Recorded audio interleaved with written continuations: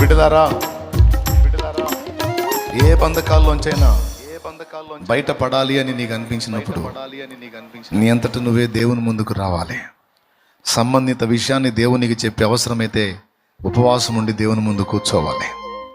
ఒక 2 రోజులు 3 రోజులు ఫాస్టింగ్ ప్రతిష్ఠించుకొని, ఇదిగో ఈ విషయంలో నేను విడుదల పొందగోరుతున్నాను, ఈ విషయంలో సమాధానం పొందగోరుతున్నాను అని దేవుని ముందుకు నువ్వు రావాలి.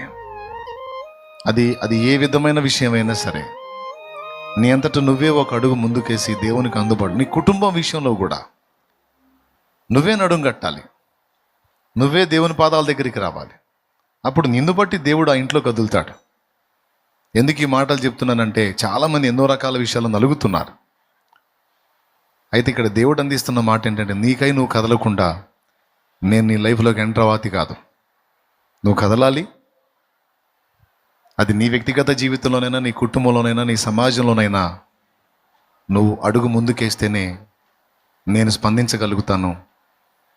మరి ఒక ఎదిగిన వ్యక్తిగా ఈ విషయాన్ని ఆలోచించి నువ్వు అడుగు ముందుకే నేను నీ పక్షంగా ఉంటాను. చిలకలూరుపేటలో చాలా సేవలు జరుగుతున్నాయి, మంచిది, దైవజనులు చేస్తున్నారు. నా వంతుగా నేను కూడా ఒక అడుగు వేయాలని నిర్ణయించుకొని ఇక్కడ దేవుని ఎదుట మోకాళ్ళుని ప్రార్థించి దేవుని పిలుపు మేరకు ఒక అడుగు వేశాను.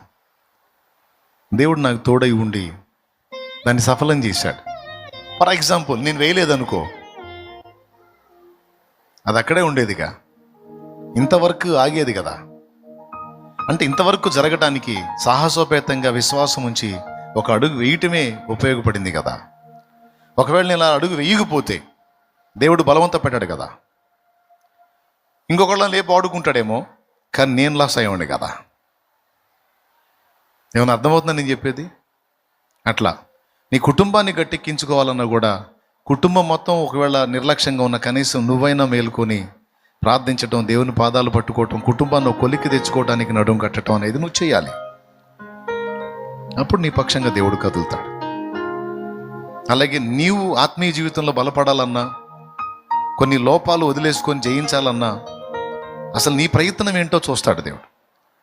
నువ్వు ఉపవాసం ఉండి దేవుని పాదాల దగ్గర కూర్చొని, ఆ పాపం మీద నాకు జయం రావట్లేదు దేవా, నాకు ఇష్టం లేదు అది, దయచేసి దాని మీద నాకు జయం ఇవ్వు, ఇదిగో నేను తిండి కూడా మానుకొని కూర్చుంటున్నాను, దయచేసి నాకు సహాయం చేయమని నువ్వు దేవుని పాదాల దగ్గరికి వెళ్ళి ఆ పాపాన్ని ఒప్పుకొని దాని నుంచి విడుదల కోరినప్పుడు సీన్లోకి దేవుడు అప్పుడు ఎంటర్ అవుతాడు.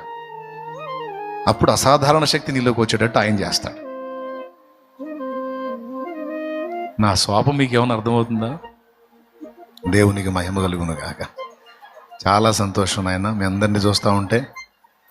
అది ఏ విషయంలోనైనా అనేక మందికి దీవెనగా నేను మారాలి అంటే, ఎలా మారాలనుకుంటున్నావో అసలు నీకున్న అవగాహన ఇంత ముందు ఒక అడుగు మొదలుపెట్టు అంటాడు.